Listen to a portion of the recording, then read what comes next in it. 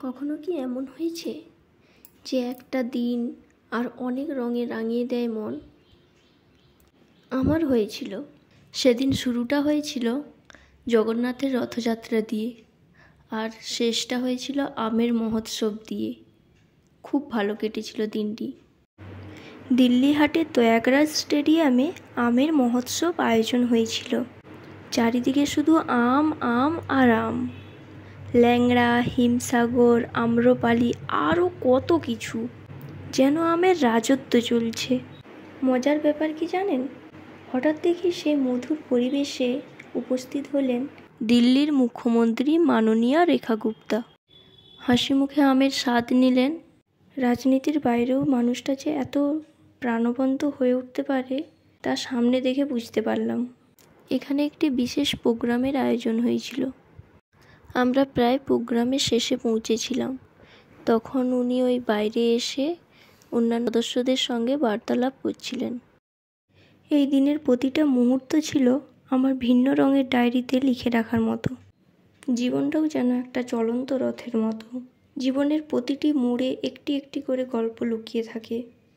আজকের গল্পটা ছিল রথের, আমের গল্প ছিল। কালকে কিসের গল্প হবে ভগবানই জানে। এখানে সবাই ওনার সঙ্গে সেলফি নেওয়ার জন্য ব্যস্ত হয়ে উঠেছিল।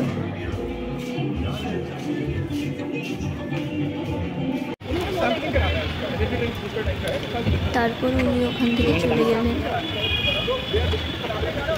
এই রঙগুলোই আমার গল্প, আমার ভিন্ন রঙের ডায়েরির গল্প। আম মহোৎসব মেলাটি 29 তারিখ পর্যন্ত চলবে। আপনারা যারা দিল্লিতে আছেন তারা ওইখানে গিয়ে আম উৎসবের এক্সপিরিয়েন্স নিতে পারেন। আশা করি খুব ভালো লাগবে। আর কারা কারা আমের মহোৎসবে গেলেন কমেন্ট করে জানাবেন।